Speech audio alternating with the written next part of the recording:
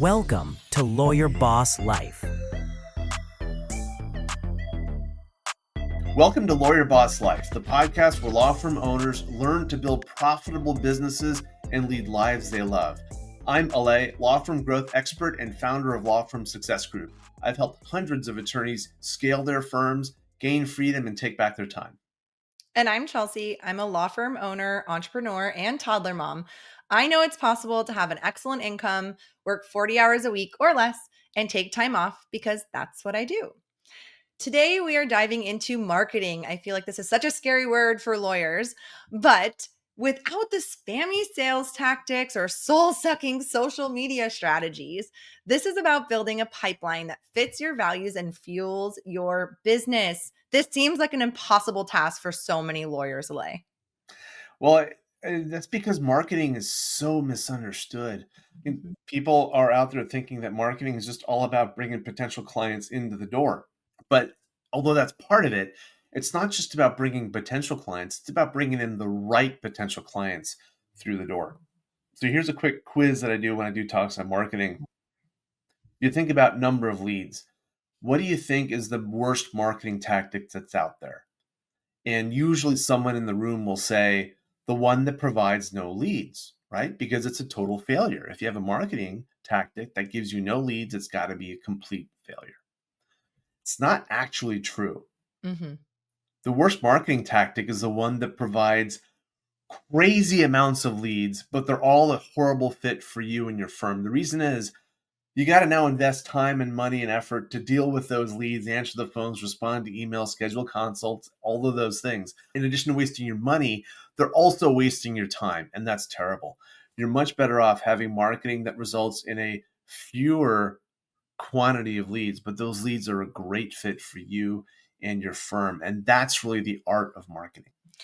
Yeah, so I'm in charge of marketing at my firm, which means I meet with our marketing team and talk through the numbers. We go through the reports and I ask a lot of questions. And one thing that we talk about a lot is there's some that give us a lot of visibility, right? Comes up a lot, but those really aren't the ones that we're seeing make the biggest difference.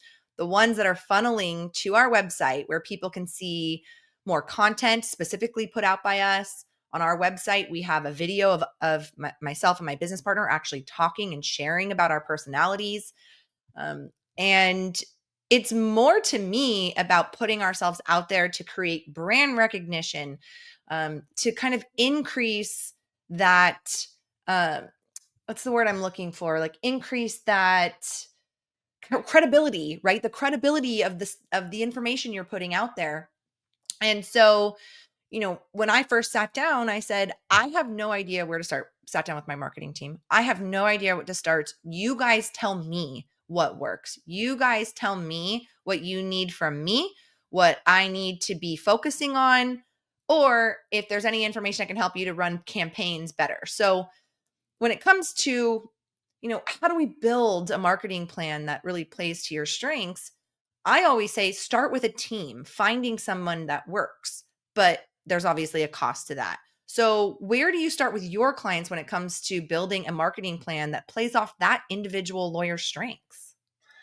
Yeah, because oftentimes the strengths are going to vary based on the individual attorney, like you said, as well as the practice area, the ideal client, and all of that. So the most common question I get, bar none, is, Alay, will fill in the blank marketing tactic work for me, whether it's online ads or speaking or LinkedIn, whatever it happens to be. And that's usually the wrong question to ask first.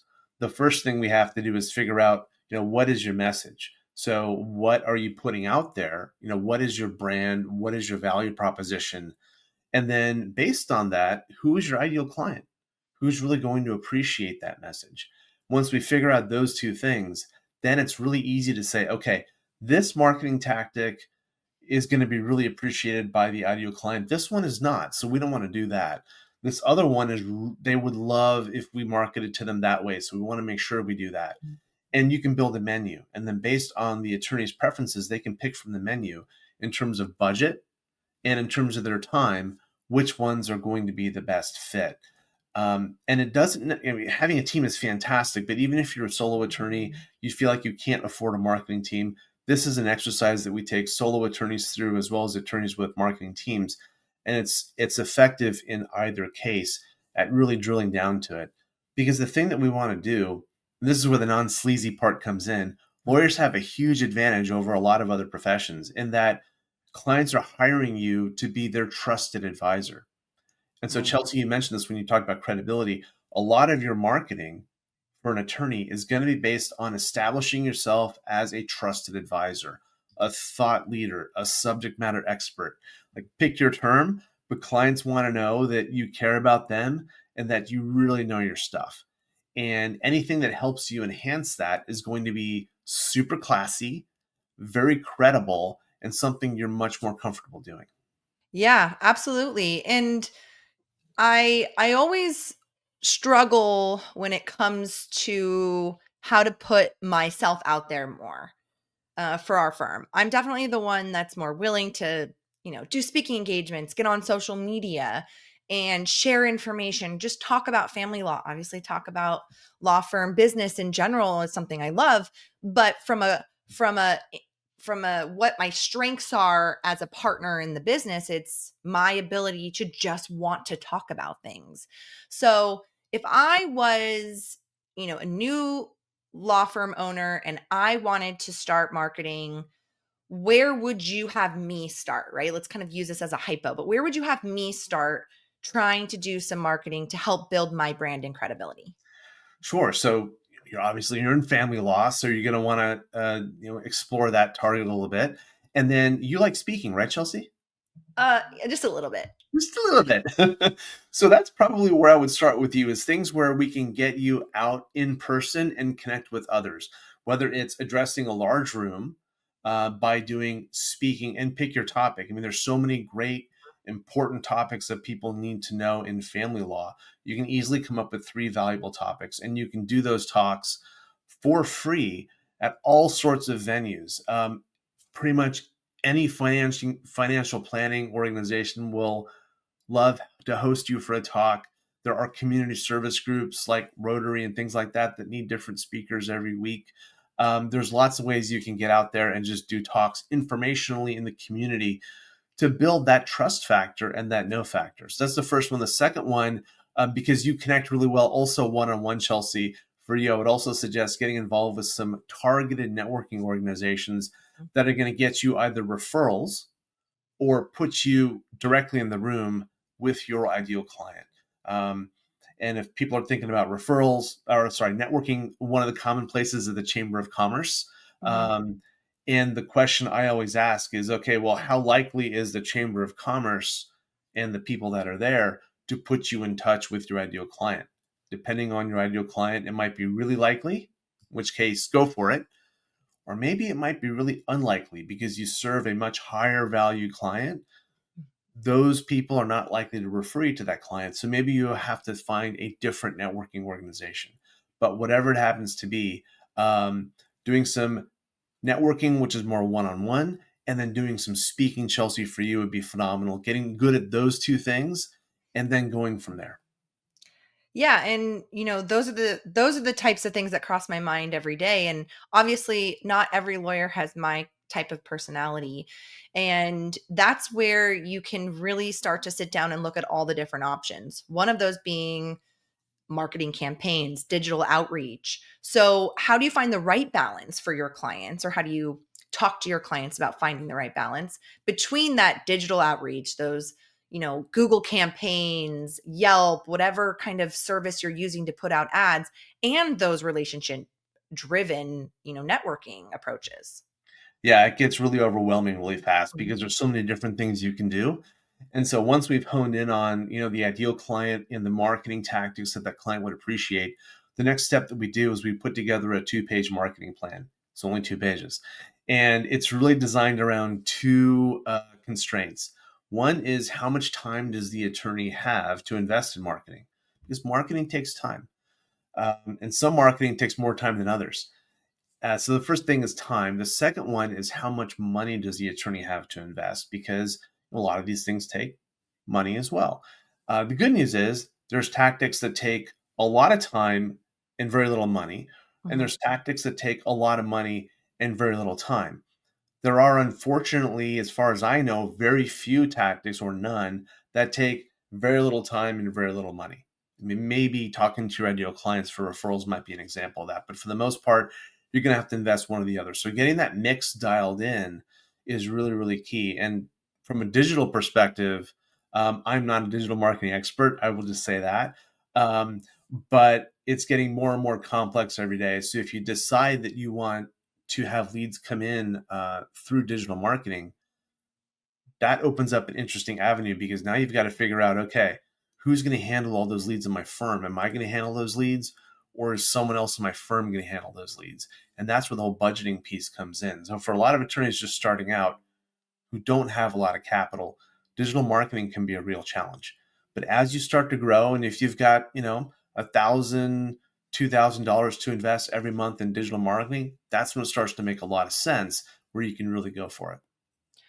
So when lawyers are trying to decide, you know, tactics versus the dollars it's going to cost them, what metrics do you want them to track to make sure that they're not wasting time or money? Yeah. So what we do as part of our marketing plan is we create a forecast, and it's based on our best guesses. That's all it is. But if we do this marketing tactic, we execute it really well. Here's how many potential clients, how many leads we think we'll get based on a conversion rate of about 60 to 70%.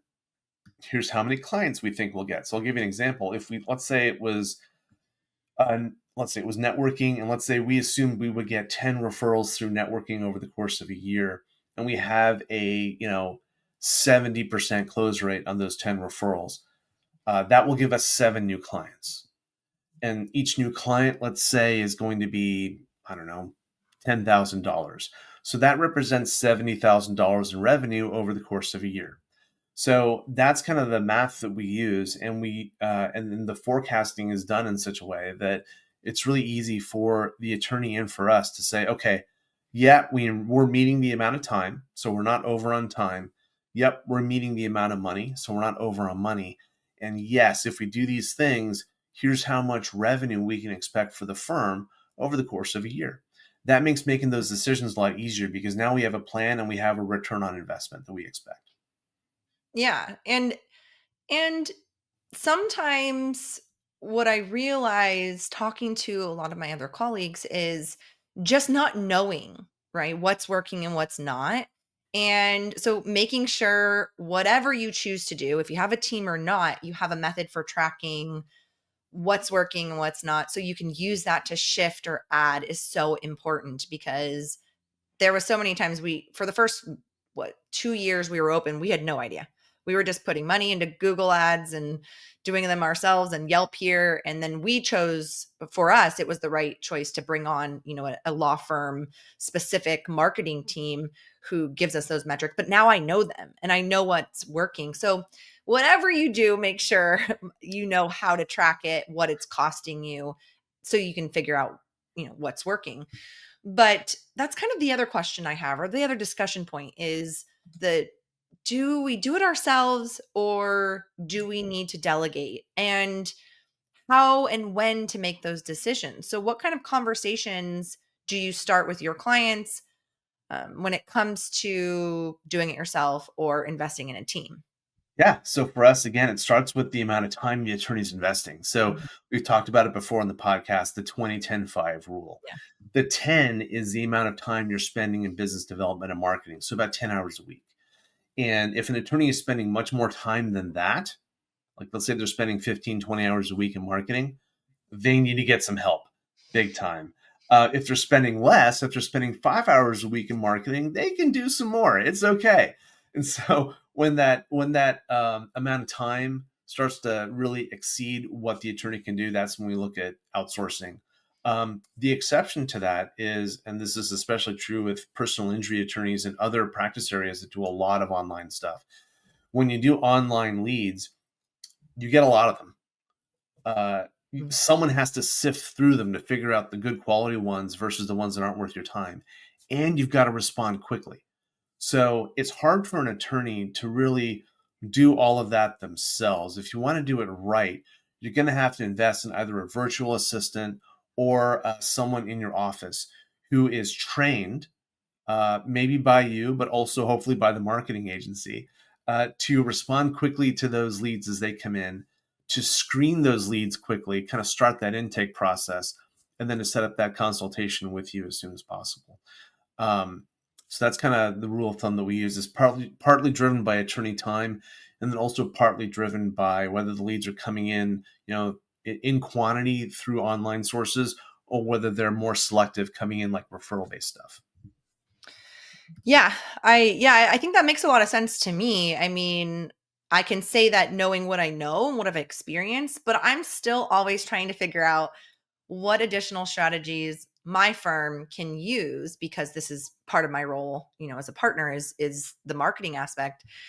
And one thing that I think I talked about on a previous episode, where I'm really wanting to focus on social media, because there is a new generation of people getting divorced, which is essentially my generation. They got married either late 20s, early 30s, and now they're in their 40s, and it's kind of around that time where divorce is starting to come up more. And these people are on social media. They just are. They're on TikTok. They're on Instagram. They utilize LinkedIn. And so our firm's strategy into this next half of the year is to have more of a social media presence, and trying to figure out what that looks like, and finding consistency, because I don't want to just post every once in a while when I feel like it or have something to talk about. You have to make a plan.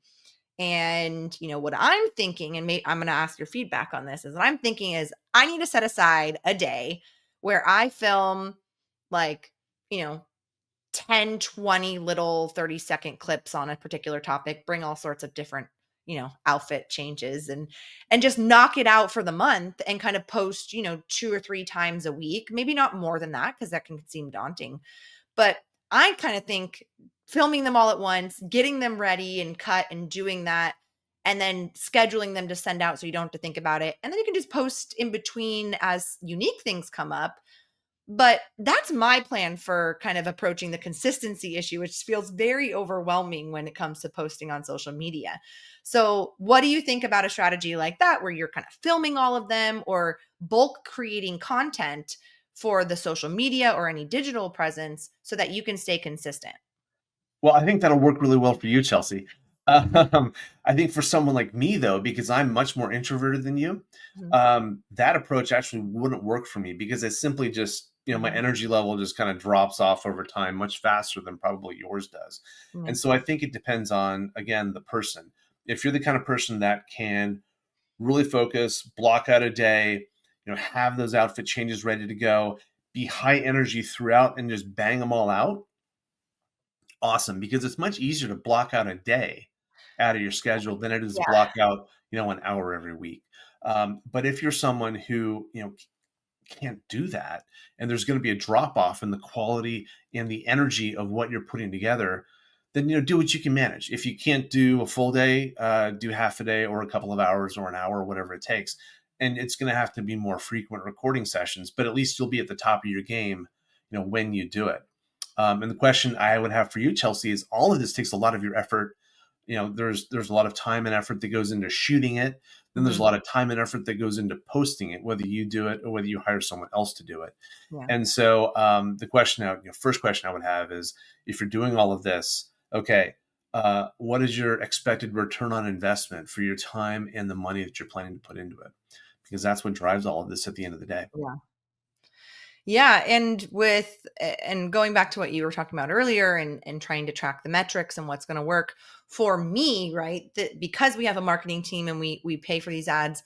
For me, this is the one area where I would be like, I don't know that I care, right? And it's more just about, I feel like if I can get my voice out there, my brand, the way that I approach law, how I interact with my clients, that might not be a direct click, but eventually it can come around to be like, oh, I saw you on social media and I liked the way that you talk, so I called you and made, right? And if we can start tracking that, obviously in our office we always ask, like, hey, where did you find out about us? Some people know, some people say social media, oh, that's great, like our Instagram, or we follow up.